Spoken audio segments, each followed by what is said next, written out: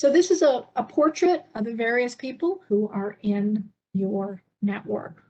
So I'd like you now, as we go through this, think about the people in your network. Start just write down people's names and do not screen at this point. Even if this is something you're like, I would never contact this person, just write their name down. The more names you get down there, the easier it will be to, think of other people. And of course, an easy way to do this is go into LinkedIn as well, and to put in, company name, or put in, your neighborhood, or put in various groups, whether it's a religious group or a recreational group. You'll be able to find other people that maybe you haven't thought of or maybe can't remember their names.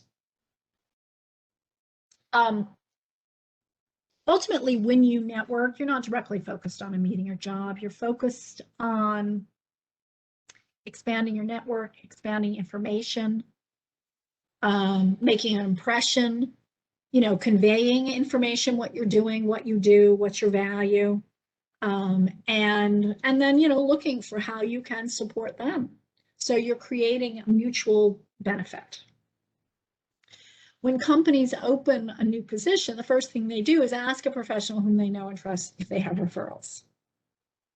So the more people that are aware of what you do and your availability, the more likely it is that you will be referred to one of those hidden job openings.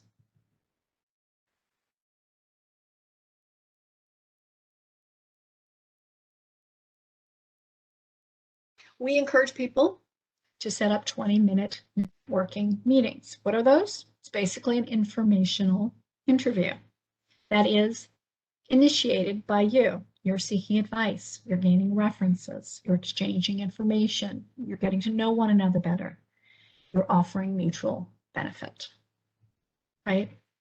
You're looking at getting information about anything, the industry, field of work, hiring strategies, the culture of the company, anything that will help you as you move forward. As I said, a side benefit is that you can uncover hidden opportunities because you're networking and connecting with people. The 20-minute networking meeting is a great format because it's a manageable amount of time. If you ask someone to set up a meeting in person, on Zoom, by phone, and you come with some insightful questions about the company, the industry, and of course, ready with your concise PVP. Some of those questions might be, what is the employment outlook in the industry, in this field? From your experience, what do you wish you would have done differently as you moved forward in this area? What is unique about this position?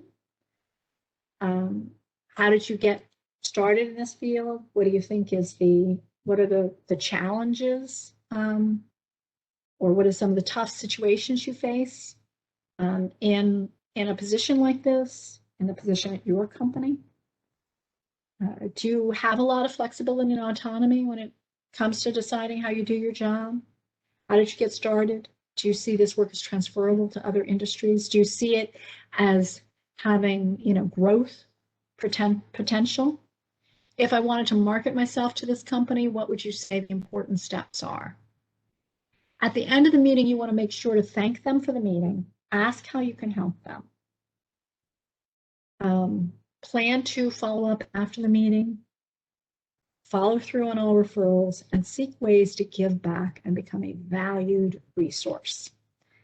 And some of those might be by, an article, following up with an article, and that's something you talked about.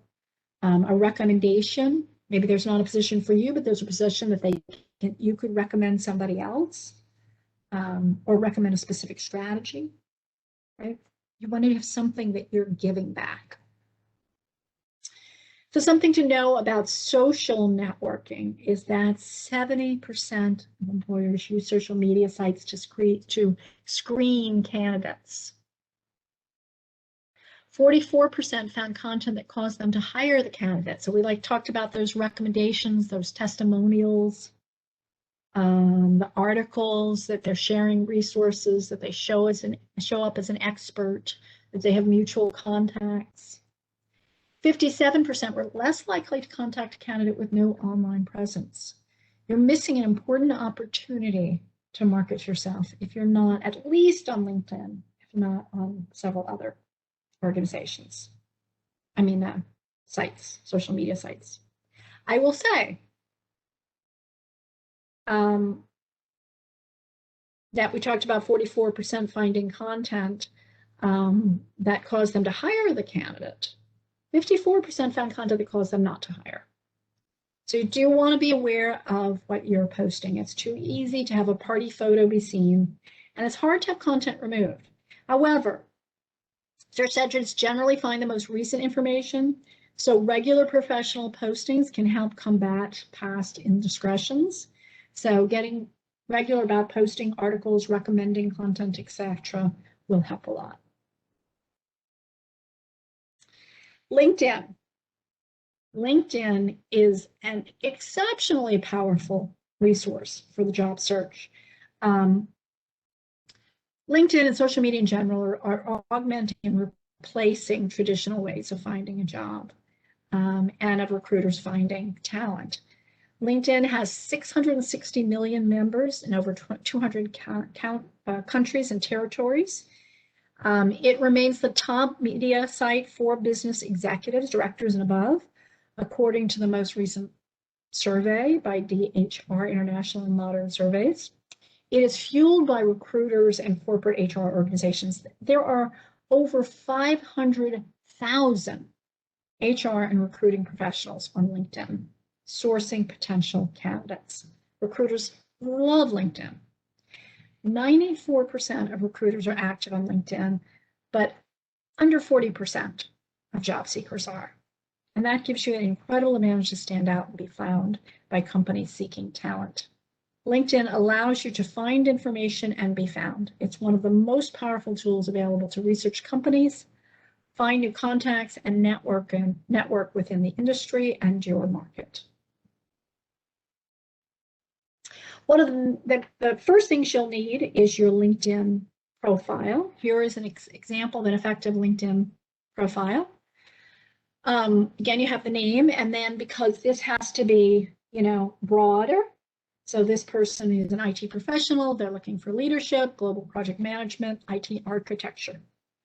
So any of those three areas. You can see you speak in first person. I'm an accomplished solutions architect professional with deep experience in. So again, like the professional value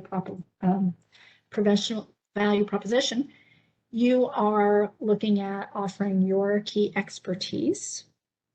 One of the things that's important is to express a enthusiasm, commitment.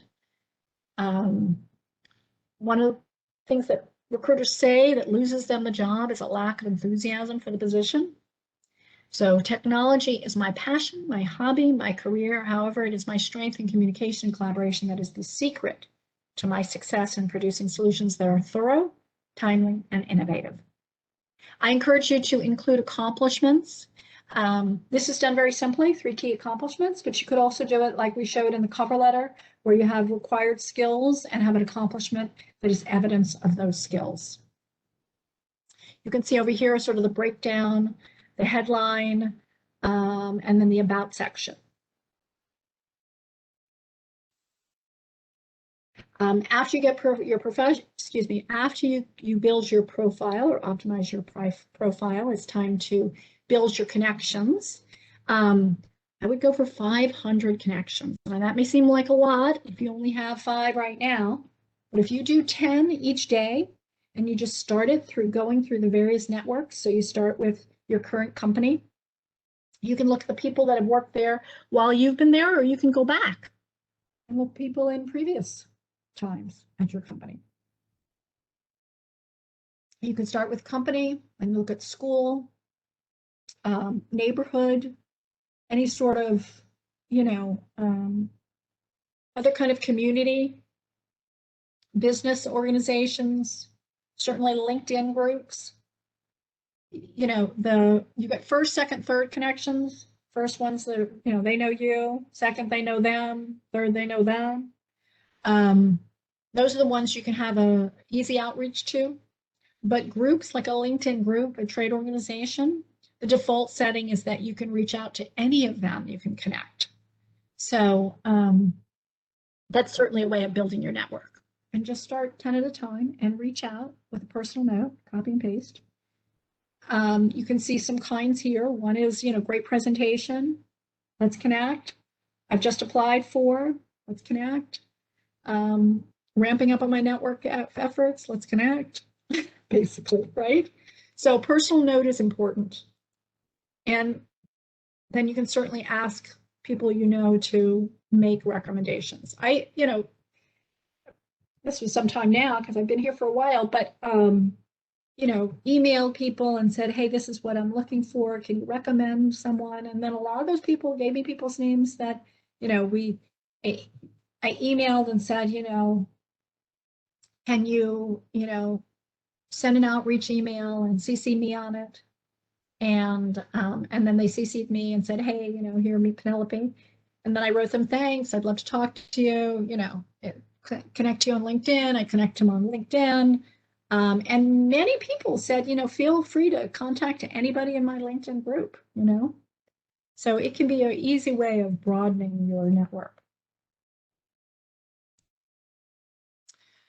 Timing is everything. As we said, over 70% of people get their jobs through networking. So we want you to spend 70% of your time on networking. That means outreach, follow-up, informational interviews, meetings, events, volunteering. Even now, there are ways to volunteer. Whether you're working on a campaign or you're working on a board, or you're working on, helping GoFundMe or whatever it is, there's a lot of ways of volunteering. There's lots of outdoor volunteering, and, gearing up, we'll be doing even more. But I know a lot of people who are working in outdoor volunteering, or even, cleanup, or, organizing drives where, there is less interaction. 20% is on planning, like setting your agenda, professional development, etc., and only 10% on posting positions. So yes, it's important to get that information, look at what positions are out there, but then it's important to find out who do you know on LinkedIn that is at that company and can connect the dots for you.